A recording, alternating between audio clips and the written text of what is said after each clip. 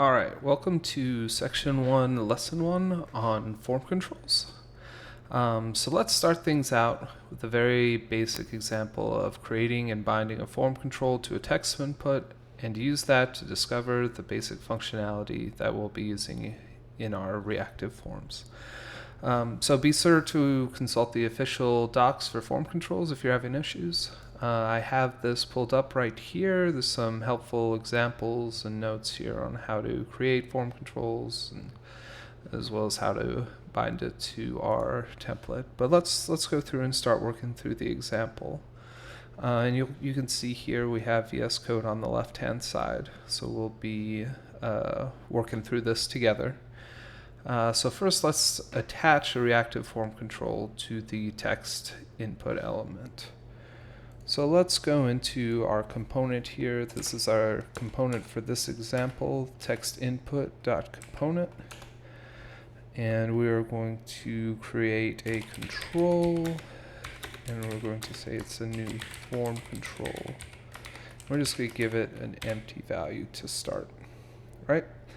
And then we're going to come up into our template, and here you can see this is the input element right here. So we're just simply going to attach a form control. So we're going to bind the form control right here just by using this form control directive and passing in the control object that we created. So let's save that. And we should be all bound now. So let's make sure that is the case. So next step, let's display the current value of the control that's inside this pre-element. So here's the pre-element right here. Here we're just simply going to bind to that control.value. Let's hit save and see how that looks. Okay. So now as I type something out, you can see our pre-element right here is responding. So this is Angular change detection, kind of triggering off of the control's values. So we can see that the control's value is being changed. That's going to trigger Angular change detection engine. That's going to make this update pretty much every keystroke here. So let's go to the next step. So next we're going to implement a button that when clicked will populate the input with your name. So I'm going to just use my name here, and here we see set form to my name, and we are going to simply take our control. So we say this control dot set value. I'm just going to put Zach there, right? So let's hit save there. Let's see. The button's click event is already tied to that method. So let's go ahead and click the button, and we can see the element changed up top here, the input element changed, as well as the value right here. So this is what we want. Everything seems to be in sync right now. So let's take things to the next step. Let's add a button that will toggle whether the form is enabled or disabled. So let's start with the button, because this isn't a great name to have here for the button. Let's instead change this. So we'll say control dot enabled. So if it is enabled, we're going to say give it a command to disable the control. Otherwise, we'll give it the command to enable the control. So now we can see right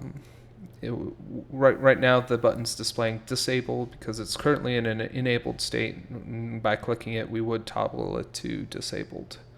So let's go into the actual method now. So toggle form disabled, and we're going to say if this control enabled. So if it is enabled, this control disable. We want to disable it. Otherwise, we want to enable it. So we're going to call the enable method. Great. So now we can set it to my name. Let's disable it. So now we can no longer interact with that, the form. I can still set it this way. So let's enable it again, change it to test, right? We'll disable it. So now I can't change it manually, but if I click this button, it'll still go back to Zach. So that's some interesting behavior worth noting right there. So finally, let's build a list of all the history of all values of the form by subscribing to the value changes observable exposed by our form control. So before we start with that, we've already implemented the onDestroy hook, lifecycle hook for our component.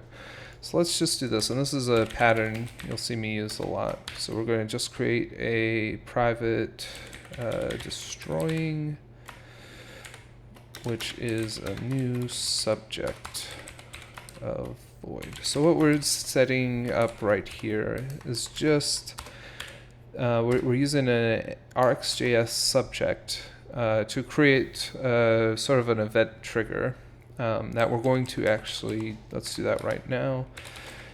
Inside the ng-onDestroy hook, we're going to just call next on our subject. That's going to essentially emit an event from that subject. And we're going to use this so that we don't have any subscription leaks inside of our component here. So let's go now to inside of our ng-on-init lifecycle hook. And we are going to set up a subscription to this.control.value changes.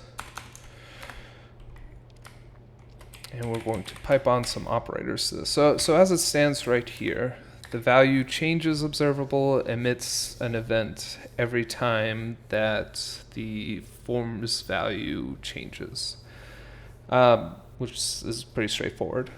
But to start, we're going to add a take until operator on here. We're just going to pass in that subject we created. So what this is going to do is the subscription we're going to set up, we are going to make sure we are only going to take observed events up until the point where we see the subject emit an event, which is what we want. We want to keep listening, but once the component has been destroyed, we want to stop listening. So in addition to that, we are going to,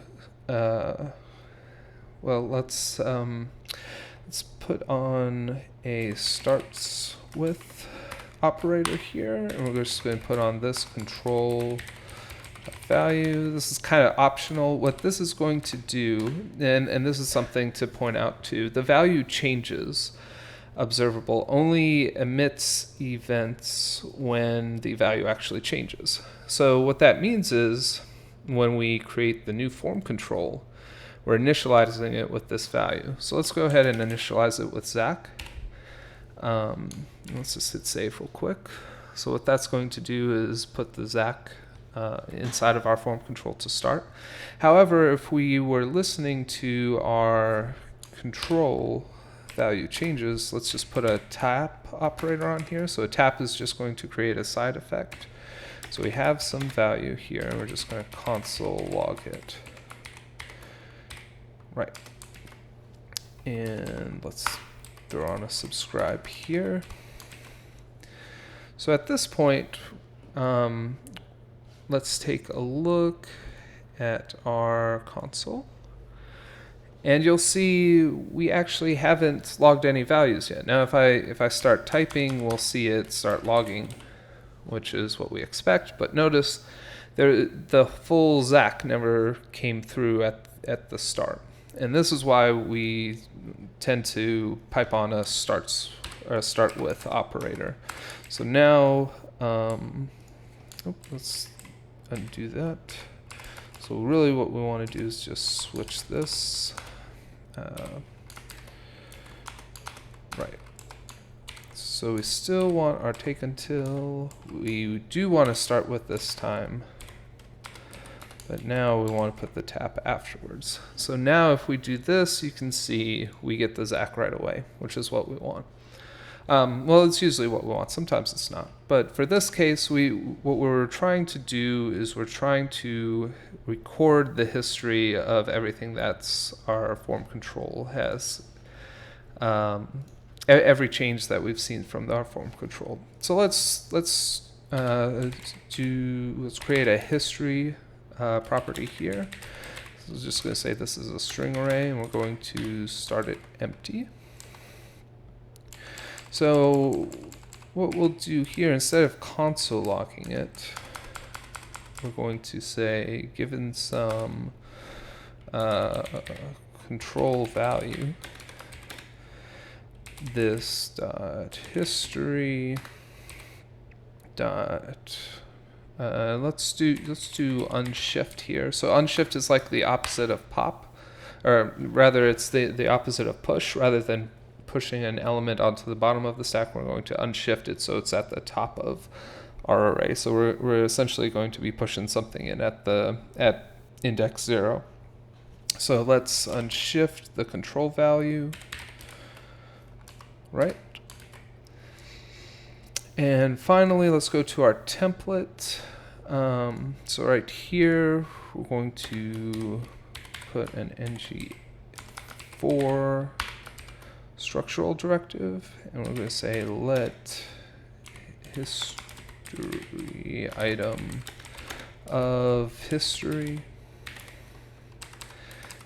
And rather than this dummy text, let's just bind in the history item. Right. All right, let's see how this works. So we can see here, we've already got our history, starting with my name is Zach. And as we type in here, see the history is being added to, and if we do this, we can see it's added.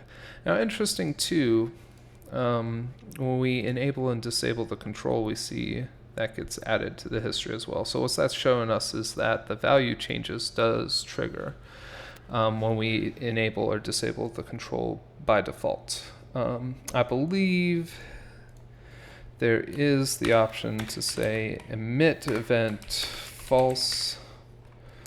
Let's copy that for both the enable and disable.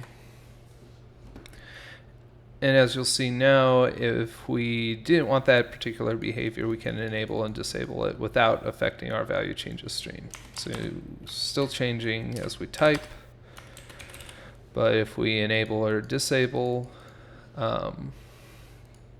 the history isn't being cluttered, which means the value changes isn't being fired or triggered. So let's just finally clear history. This history equals an empty array, right? And that's already hooked up. So now we can sort of clutter this up a little bit and clear the history, and we're back to where we started, which is where we want to be. Cool. So we've seen here several things about setting up just a simple form control for a text input. And so before moving on, let's take a moment to check out the default value accessor. So I've got that pulled up over here already. This is the source code for the default value accessor. And you can see right here, that's how it's called. Let's get in a little bit closer. So we can see here, this is the selector that this would be used for, and you can see it's there's a lot of stuff going on here. But the main thing to see is these kind of methods that show up. So we see there's onChange, onTouched. We're doing some things inside the constructor. And when we write value here, this is just all the inner workings of what's going on inside of this component to make this all happen.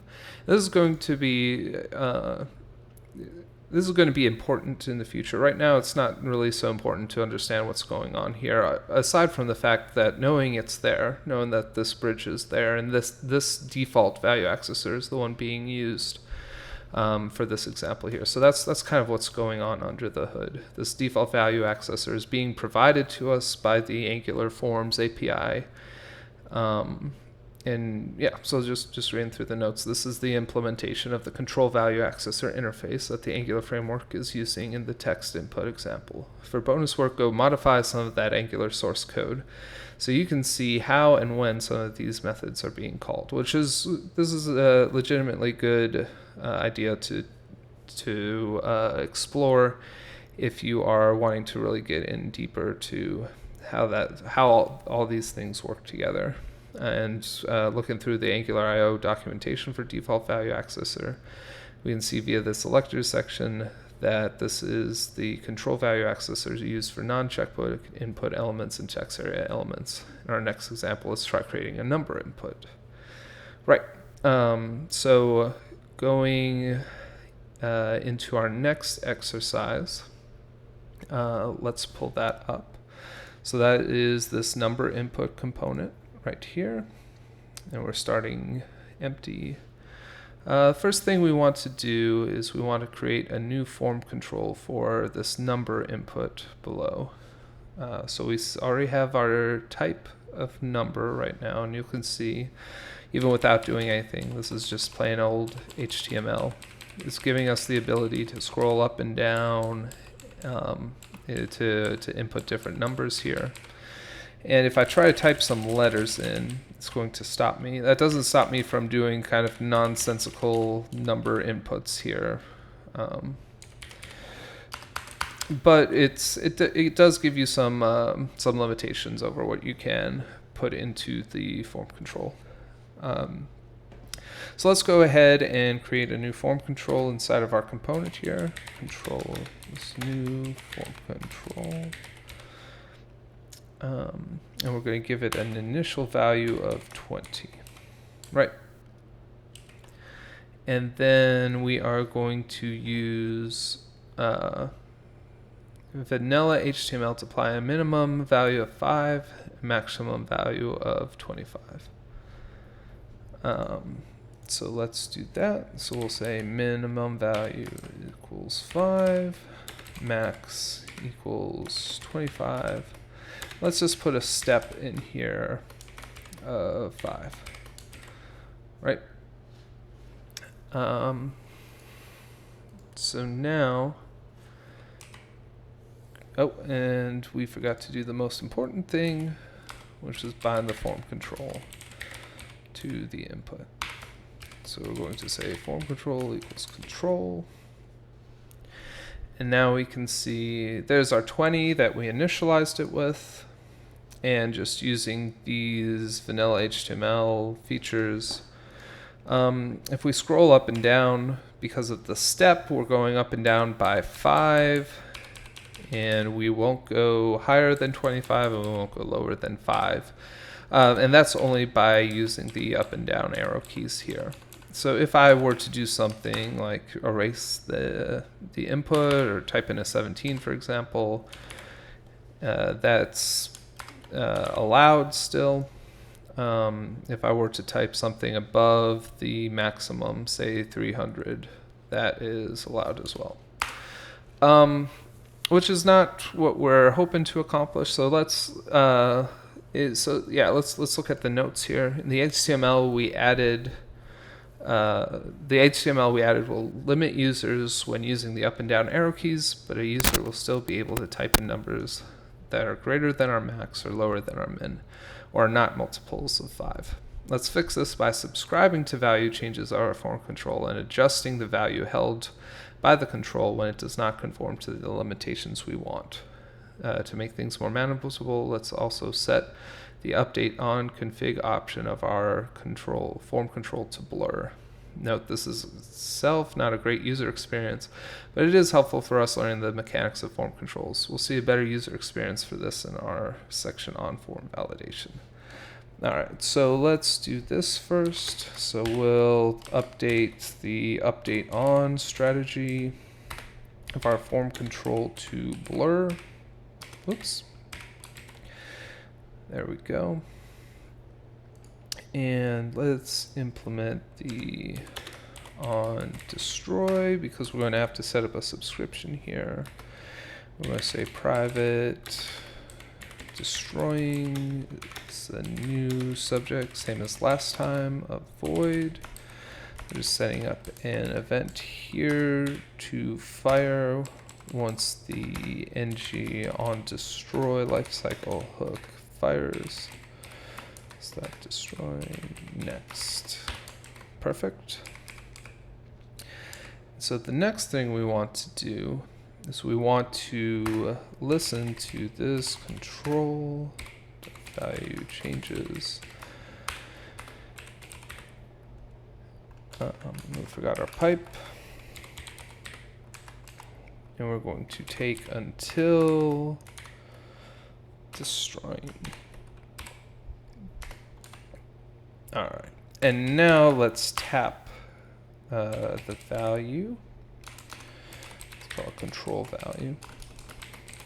Let's make sure we add that tap operator by importing it. So given the control value, let's say if control value is less than 5, this dot control dot set value 5. Right. So what this is going to do is, with the take until operator again is just setting up our subscription, so we only take until we've destroyed the component. And then we are listening to each control value, and if that control value is less than 5, what we're going to do is set it to 5. So let's see if see how that works in practice. So let's add our subscribe in here. Hit save. Right. And so with the vanilla HTML, we still can't go lower than 5 via input. But if I were to type right now 2, oops. Oh, right. So if I were to type 2, it doesn't automatically change itself back to 5. But if I blur the element, we go immediately to 5. Which is the behavior we were looking for here. So let's add some of the other conditions to this tap as well. So if control value is greater than 25, we're going to set the value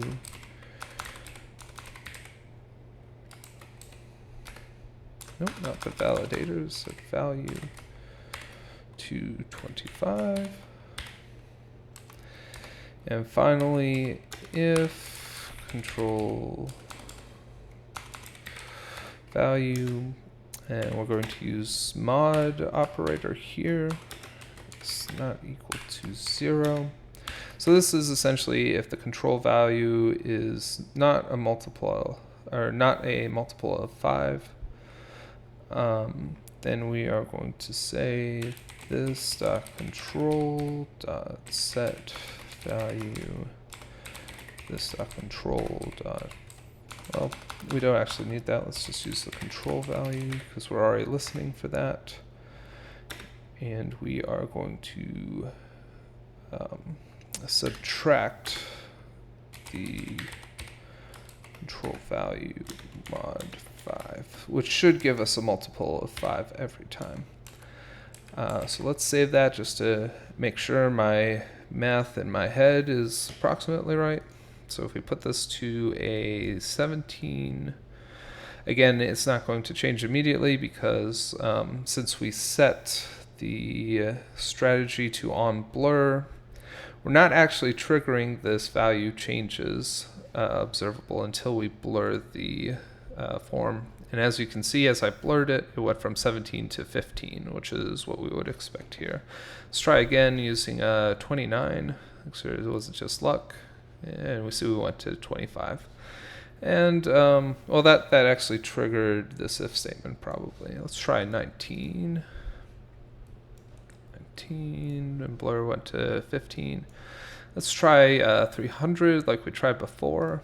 You see that I went to 25 because it was over our max. Let's try negative 30. Let's try negative 3. That went to 5. Great. So we kind of have this this user experience that's not great right now, because if someone legitimately wanted to put in a negative 3 and then they went further down to try to click on something, they wouldn't necessarily realize that their form was correcting itself to 5. Which may just lead to some confusion for the user. So it's not great to do, but it is helpful for helping us understand, what's going on and so behind this form control, what's happening, and what's happening with this value changes behavior. Well, let's go ahead and do what we did with the last time with history. So this time we're going to say history is a number array.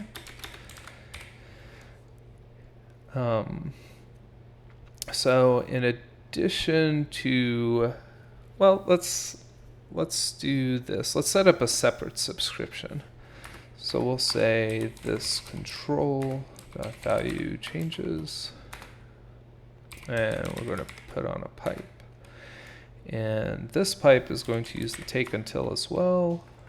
So we're going to take until we destroy. And this time when we tap, though, rather than doing something to change the value of our control, we're simply going to take that control value and unshift it onto our history array. So this dot history dot unshift control value. Perfect. And let's subscribe to turn that behavior on.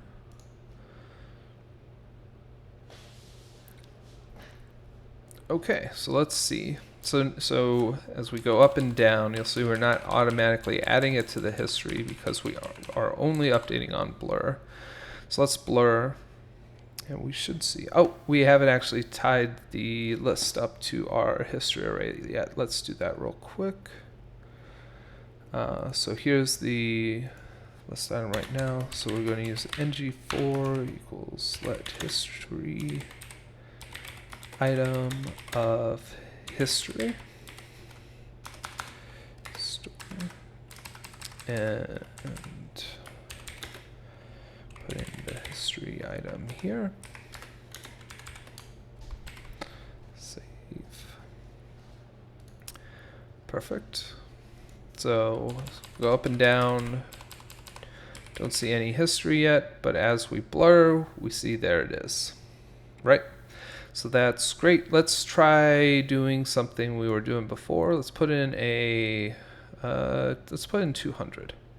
So what do we think we'll see here?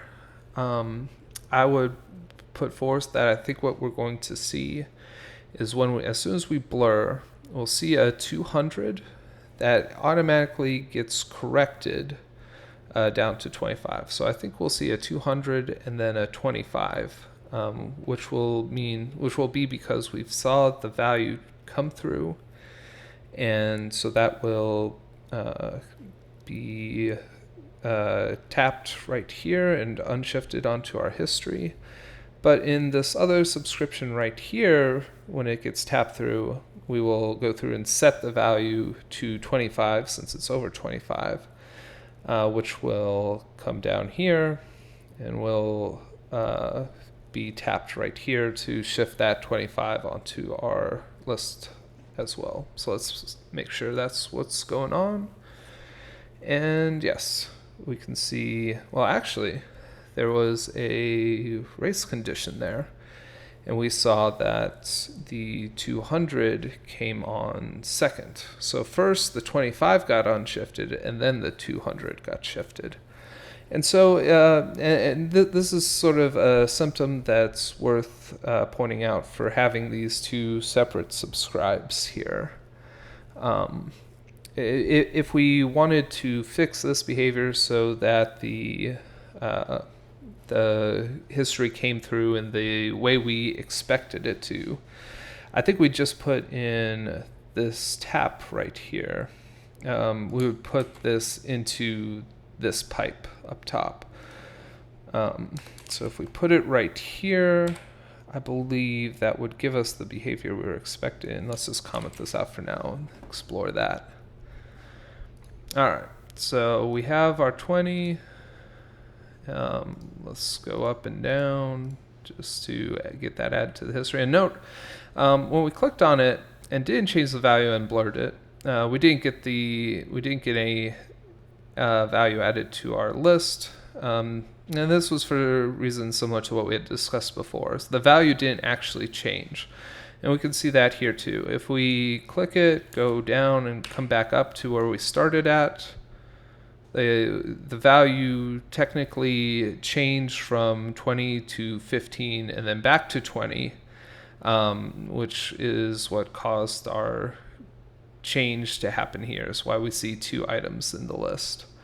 But if we were just to click it, not change anything, and click away, nothing gets added to the list.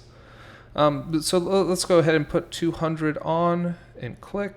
And now we'll see, as we expected, first the 200 came through and then the 25. So this is something to keep in mind when you have multiple subscriptions going, that there's potential race conditions going on with your reactive logic. So it's better to keep things in a single pipe if you can help it.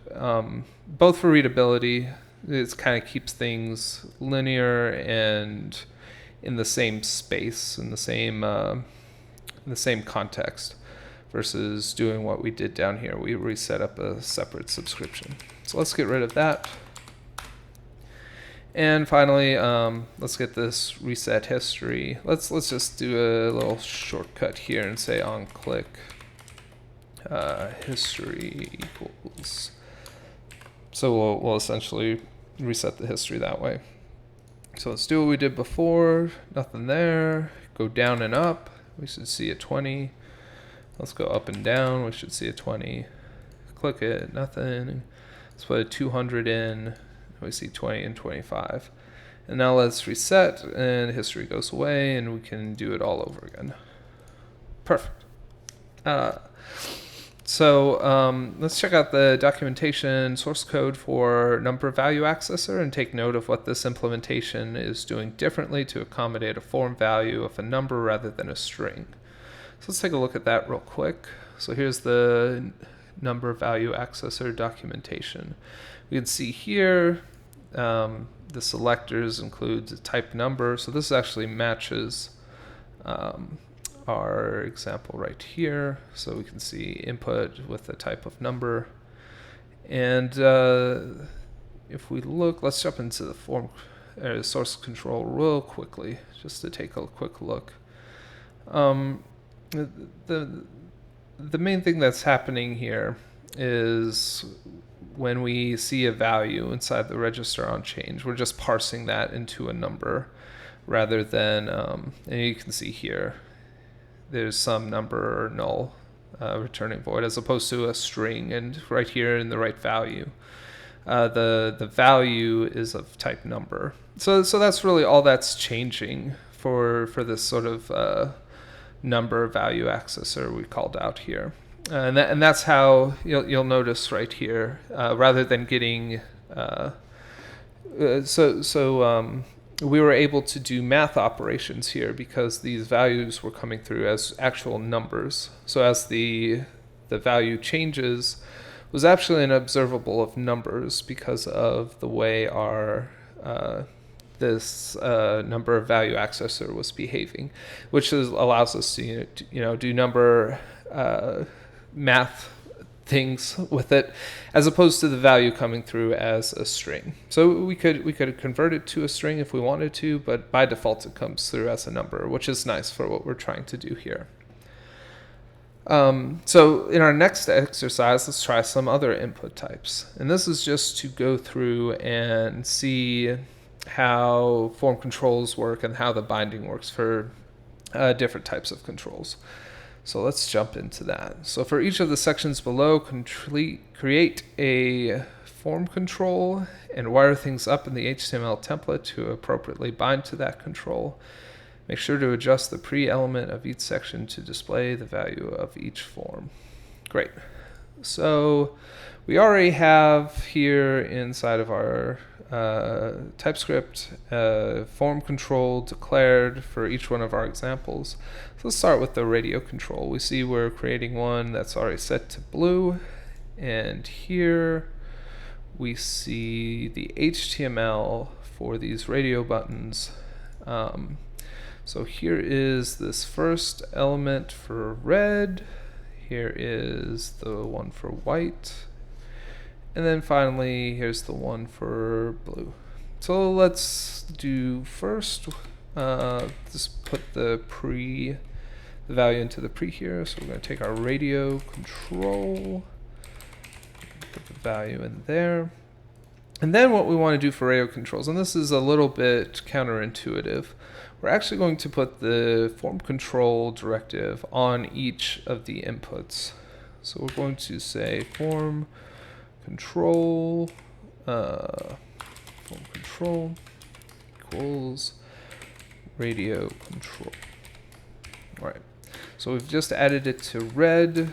Let's just grab it here because we're going to want to repeat this for white and blue still. So let's put it for white, and let's put it for blue. And let's format that. And we can see now everything is bound together, and the blue is highlighted. You can see our radio control value is set to blue. If we click on white, it gets changed to white and red and so on. And this is just something kind of unique about the way radio buttons work. And you could look at the control value accessor for that one to see exactly how that's all is happening. But let's jump into select now. So this is a HTML5 select. You can see just by the behavior here, we have a red, white, and blue option being set.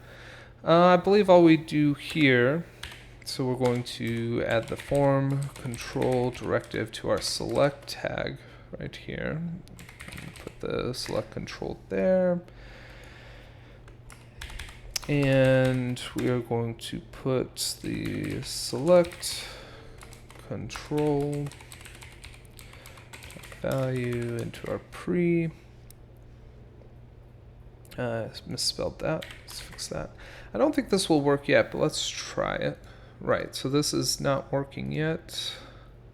The reason for this is while we have the labels here for each one of our options, what we don't have is something to tell the control what value each one of those options correspond to. So let's just do some multi-cursor magic real quick. We're going to say value is equal to that. I believe this will make it work.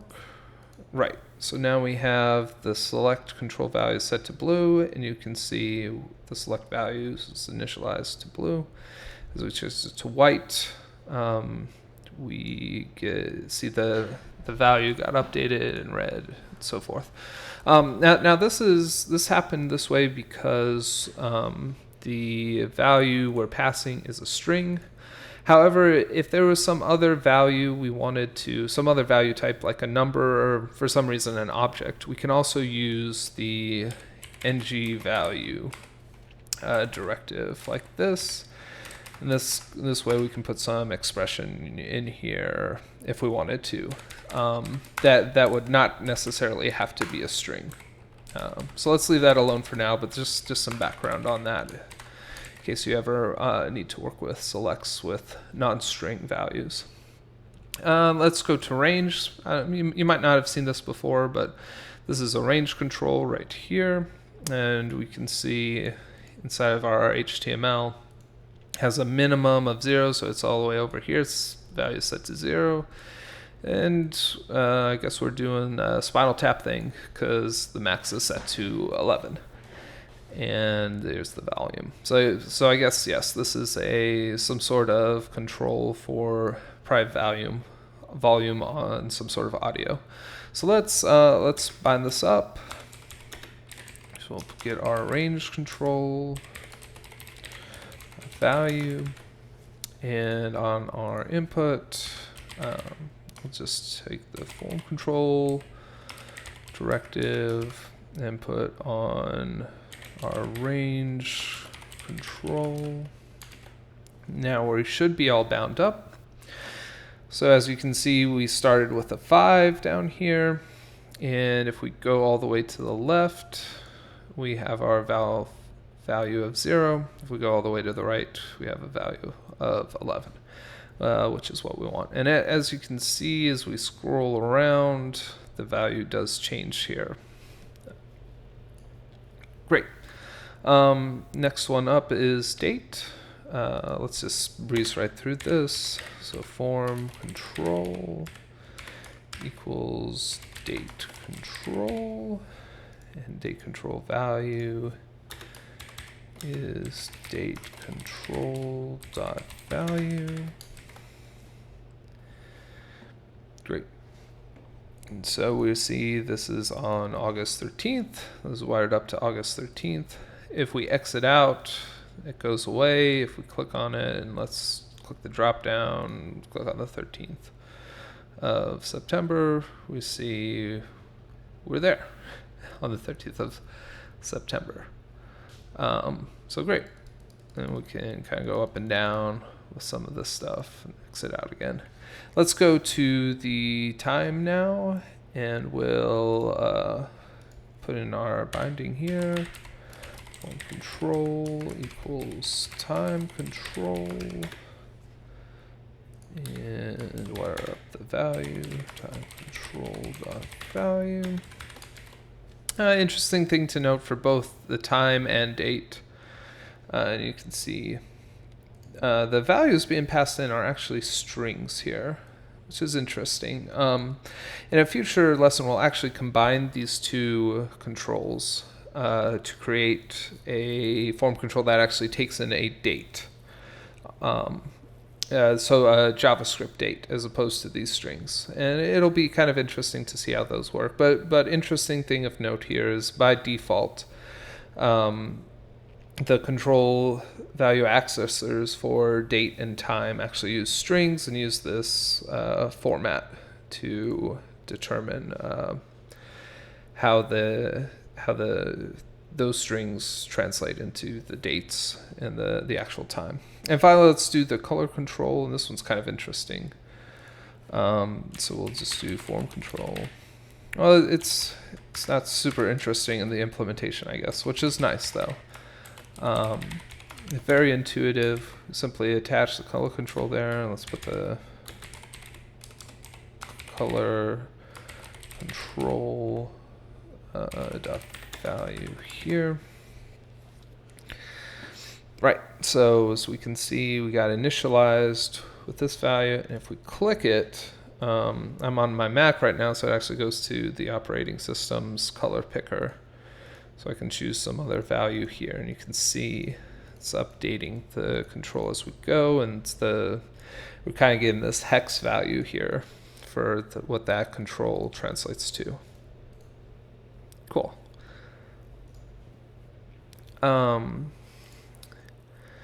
And so checking out the range value accessor, radio control value accessor, and select control value accessor docs to see specific implementations. As it turns out, the date, time, and color controls don't need a special control value accessor bridge, as they can just use the default implementation, and that's just because they use a string. And for our next exercise, let's take a quick stab at taking the select example from above, but making the options for this select example dynamic. All right, so let's jump into making forms dynamic component. And so check out the colors array that exists in our component's TypeScript code. So that's right here. To start, let's use the contents of this array to dynamically create option children for our select element via the ng4 structural directive. So as it works now, we only have blue in here because we've only created our form control with blue. So we can see that the form control is already bound here, this favorite color. And rather than just simply having a blue option, we're going to say ng4 let color of colors, and we're simply going to put in here color. Let's hit save. And so our favorite color is blue. If we change it to red, change it to white, change it to purple. And note here too, because the value we put inside of our option tag is a string here, we actually didn't need to do anything with the setting of value or setting an ng value on this option like we saw in the previous example. And that's something just to note. And this again will only work for if you want to deal with strings, but it's worth knowing.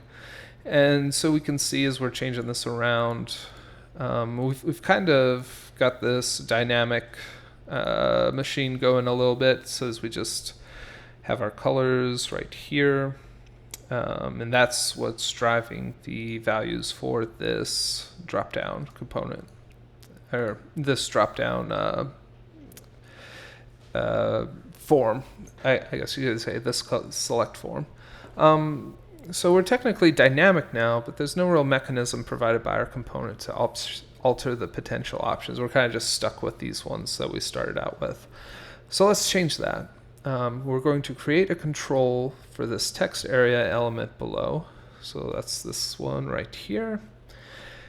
And we're going to bind it to the element, and then use string split and join methods to set the initial value of the form control and to iterate via ng4 structural directive we used in the previous step. Perfect.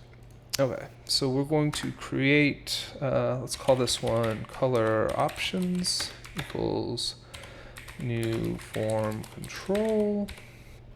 And let's actually take this and move this below where we declare our colors. So what we're going to want to do is initialize this to this.colors.join with that, right? So what this will do, oh, and let's not forget to bind it up here, form control equals color options. All right, so now we see, let's make this a little bit bigger. Now we see the options we started out with here have been entered into our color options form control. And that's just by taking the array and joining it into a single string. So what we're going to want to do next, let's say this implements on destroy, our favorite. Now let's put on init as well. And let's add our private destroy. So what we're doing here is we're setting up a new subject because we are going to have to subscribe. Well, actually, no, I don't think we will need to subscribe. Let's get rid of that for now.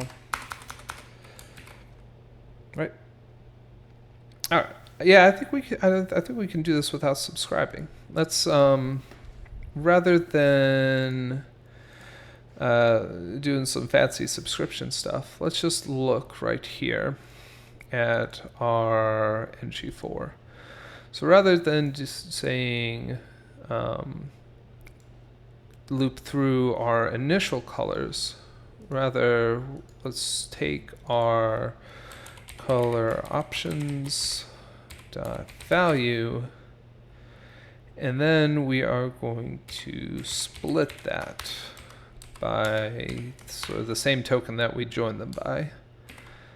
And if we hit save now, if we look at the drop-down options here, initially they're the same. But if I want to add green, for example, right? So now I've added green, and now I can see green. I can even select green and see that wired up. So that's really all we needed to do in order to add another option here. And we can see too, we can get rid of some of the extra options we didn't really want. So cancel there. And things kind of didn't stay in sync for a second there, but we can see after interacting with it then, things did go back into sync. So there, I think we would have to do some work with subscriptions if we wanted to make sure, as we were changing this, the value of this and the appearance of this stayed in sync.